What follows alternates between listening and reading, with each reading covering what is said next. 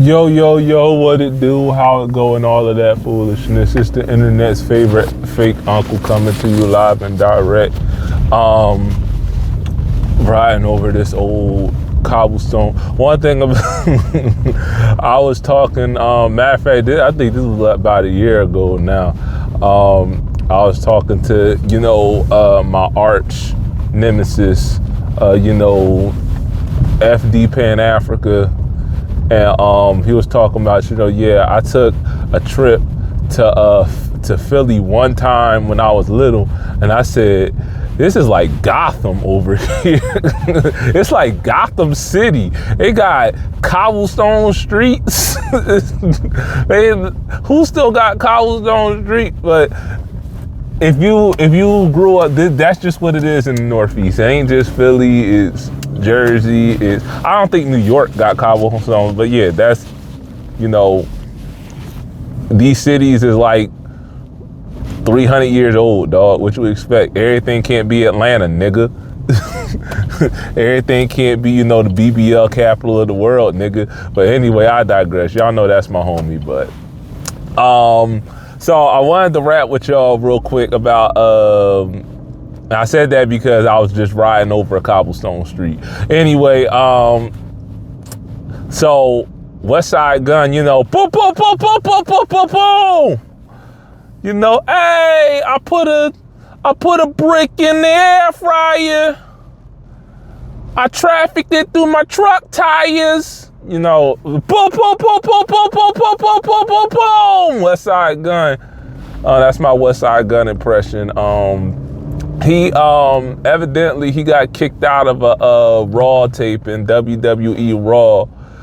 Something that's been bubbling between he and at one time the Fed for a minute now. Those of y'all who, if you pay any attention to this channel, then you should already know, that Westside Gunn is like the biggest wrestling fan in the world, right? Like, dog has been, it's so, and this is the thing that throws me about this whole situation. So Wes didn't wasn't causing no ruckus, wasn't, but they kicked him out because, WWE got a problem with, him using so much of their iconography and likenesses and whatever and whatnot, in his music, on his album covers and all of that, which absolutely throws me. And here's the reason why, is that,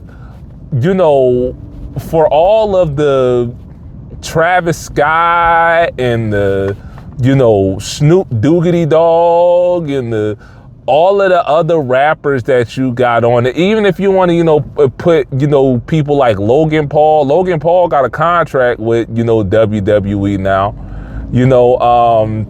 what's the other boy, I Show Speed, all of these niggas that you paid money to promote your brand, and ain't really done.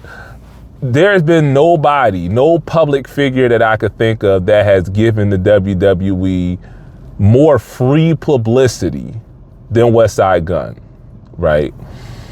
And so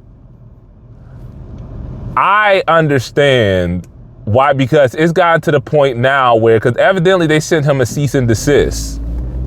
You dig what I'm saying? I don't know if this was before or after the incident at the Buffalo taping of Raw, but they sent him a cease and desist saying, don't use our images no more and, your material and whatnot. To the point that he said, all right, F y'all for real then. I'm never going to spend another dime, you feel me, on anything WWE related.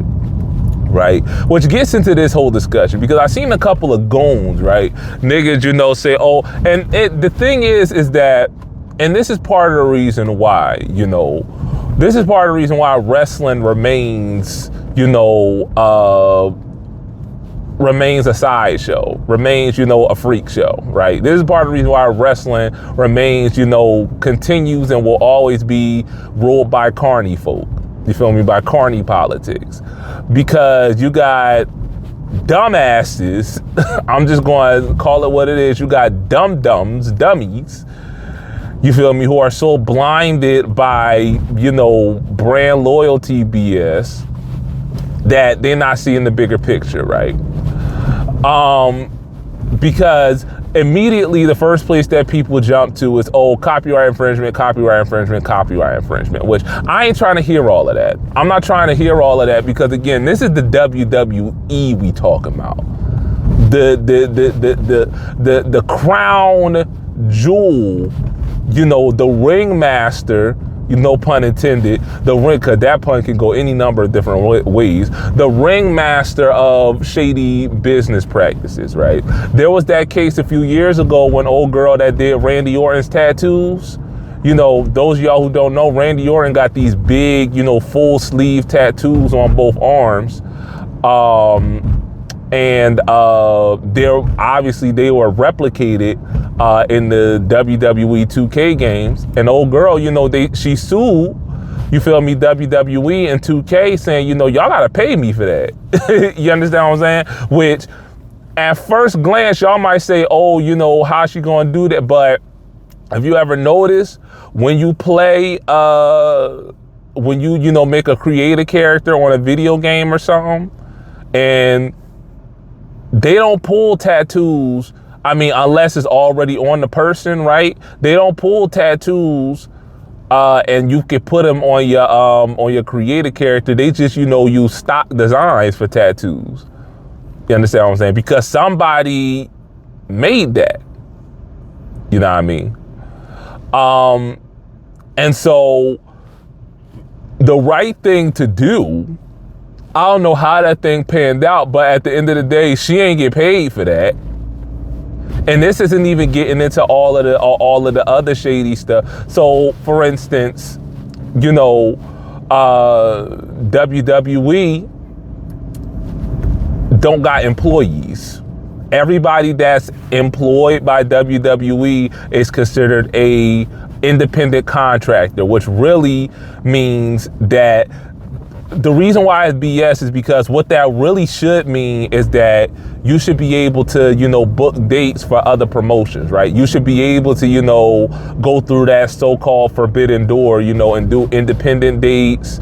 You know what I mean? You should be able to, you know, do your own. There was this thing a few years ago where, you know, you had people like Zelina Vega, you know, had an OnlyFans account.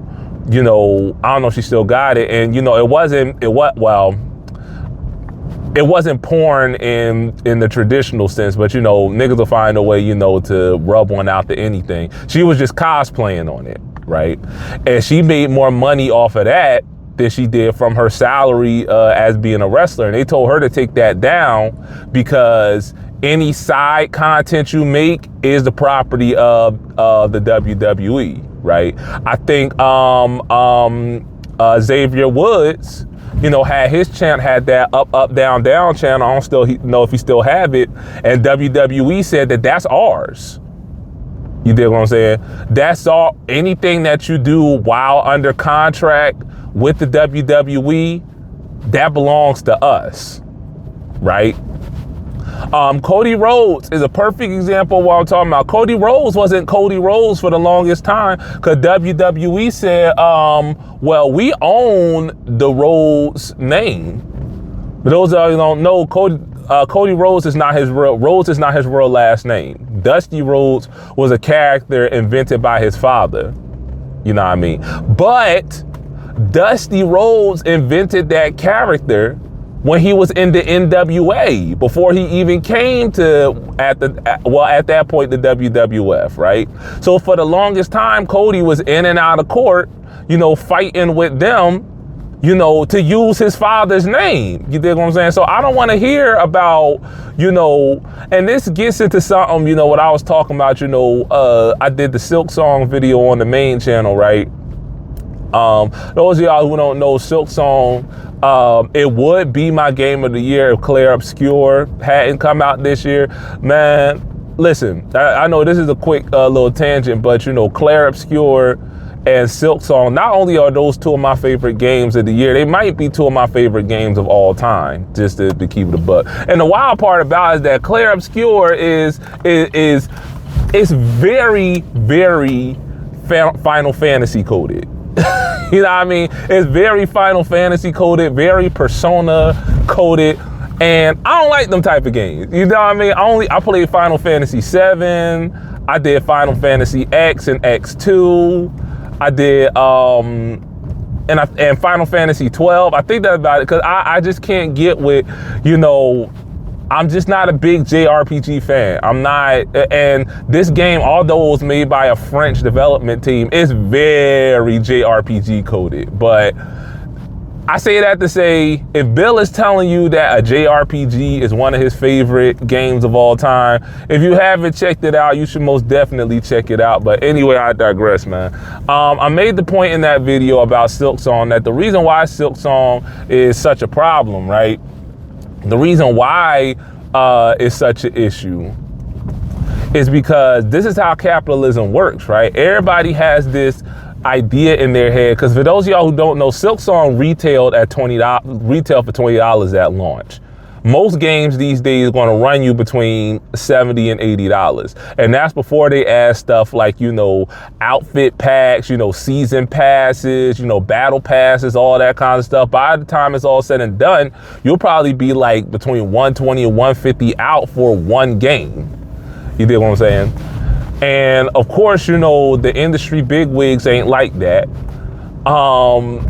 So, and the point that I was making with that video that I made about Silksong is that this should be a wake-up call to y'all that are still on this lie about that capitalism feeds us about, you know, competition being, you know, competition breeding innovation, competition ultimately benefiting the consumer. You know what I mean? Competition breeds creativity. Well, no, it don't. Necessity does. That's why they say necessity is the mother of invention. What competition does is folk find a way and find a reason, you know, to cut corners. They find a reason, you know, to cut their competition off at the pass. I even mentioned WWE in all of this, right? But anyway, I'm kind of going off on a tangent, right? Because to get back to the Westside Gun thing, you know, this is part of the reason why the wrestling industry is one of those industries that I have no hope for. And so far as, you know, I mean, it has gotten better, but I never see pro wrestling being the kind of, I never see pro wrestlers ever getting the kind of power or the kind of autonomy that other pro athletes have. And let's just call that they are athletes. You know what I mean? I want to see some of y'all, you know, fall on your back, you know, 6 nights a week for 10 years at a time, and then tell me how fake wrestling is. You dig what I'm saying? I want to see you get hit upside the head with a steel chair and you tell me how fake it is. You dig what I'm saying? So other pro athletes, I meant what I said, you know, I don't see it happening because the fan base is full of a bunch of sexless goons. You know what I mean? A bunch of idiots, man, who are going to pay out the behind. And this is, you know, the thing with Westside, right? And I'm glad somebody made this point about the whole deal, right?